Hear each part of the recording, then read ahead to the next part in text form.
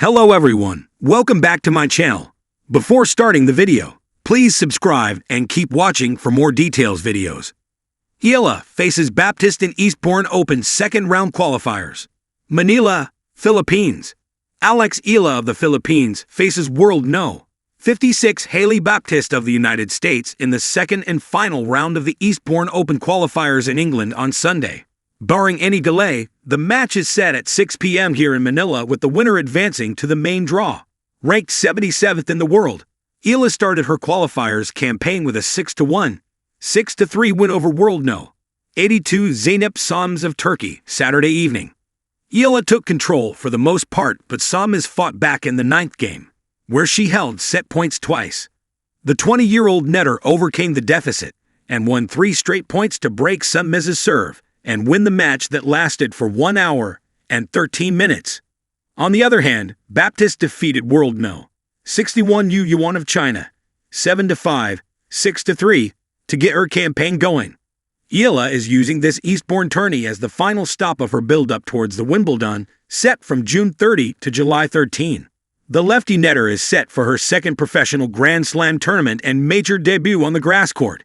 Eastbourne, England, June 2025. The Seagulls had barely begun their morning circuit above Devonshire Park when Alex Eala tied her laces tighter than usual. She did it twice, then a third time, because superstition often finds its way into the routines of the hopeful. The dew still clung to the grass beyond the baseline, but on the court, anticipation was already beginning to heat the air.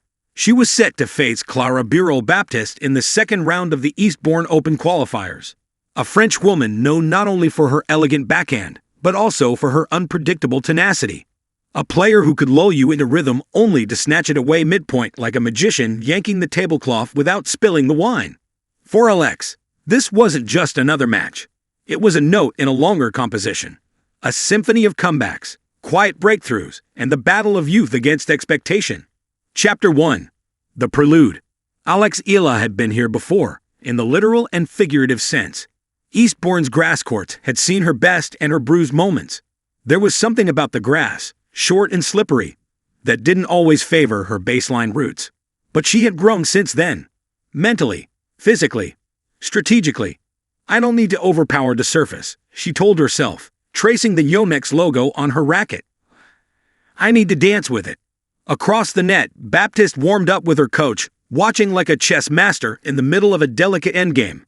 She was taller, older by a couple of years, and armed with that classic French flair, slices that whispered and volleys that hissed like silk being cut in midair.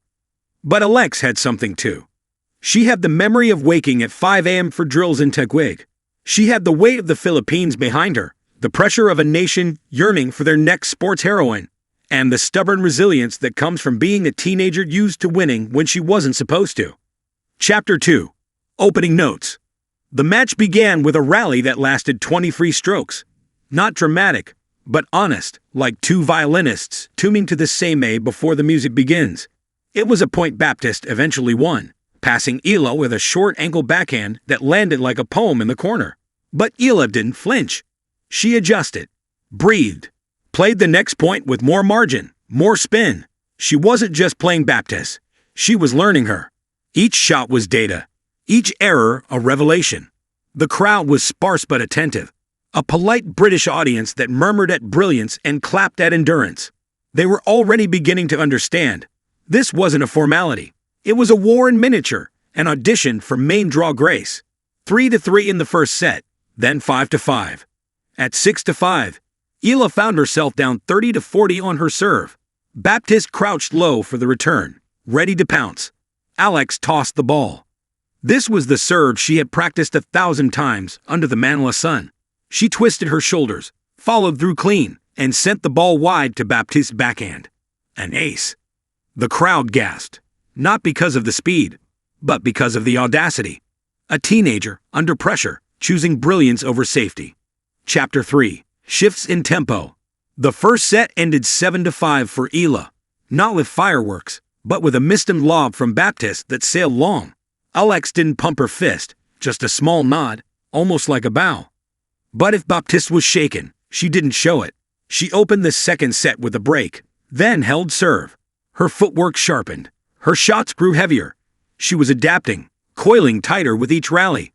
This was the Clara Baptiste that Eala's coach had warned about, but one who could make you feel like you were chasing shadows. Alex scrambled, retrieved, and occasionally flicked passing shots like prayers. But it wasn't enough. The second set drifted away -2 to 6, and suddenly the match was no longer a climb, but a cliff. Eala sat in her chair during the changeover, towel over her head, listening to her heartbeat. Her coach shouted encouragement, but all she heard was the rhythm inside her. Bay dump, bay dump, bay dump. She smiled, because rhythm meant she was still in this. Chapter 4. Crescendo. The third set was not for the faint-hearted. There were breaks and re-breaks, slices that skidded low, moonballs that soared high, and rallies that made time slow down. At 4-4, both players were drenched in effort and clutching belief like a lifeline. It was then that Alex changed her grip ever so slightly. A small thing. But small things matter in moments like these. Her forehand began biting lower, her approach shots crisper. She attacked the net more often, once even diving full length to flick a volley past Baptiste's outstretched frame. The crowd rose to their feet. At 5-4, Eala served for the match. First serve, long. Second serve, in. Baptiste attacked. A deep return. Eala backed up, hit a looping shot, then rushed forward. The rally moved to the net. Volley. Lob. Smash. Point Alex. 2 more points. Then match point. Baptiste served. Rally. Forehand. Backhand. Slice. Then Eala saw it, a short ball. She moved in. Inside out forehand. Corner. Winner. Match. Chapter 5. Silence and applause. The applause came, like a tide. Not loud, but rising. It wasn't for a favorite, or for a name. It was for a match well played, for art born from effort. Baptiste walked to the net with grace, offering a handshake and a smile that acknowledged the shared battle. Alex Eala didn't collapse or cry. She stood there, eyes closed, racket at her side. She had won, not just the match, but a kind of respect that can't be taught. A respect earned by finding music in the chaos of grass, rhythm in the disruption, and stillness in the noise. Epilogue. Beyond the scoreboard. In the post-match interview, a reporter asked, "Alex, how did it feel, facing a player like Baptiste and coming out on top?" Alex shrugged lightly, as if describing a dream she wasn't ready to wake from. "She's amazing," she said. "But today, I think I just played the right notes at the right time." And that was it. The story wasn't about an upset or a surprise. It was about a symphony, composed across a net, between 2 artists, on a stage of grass. And for those who watched, it lingered long after the last ball was struck.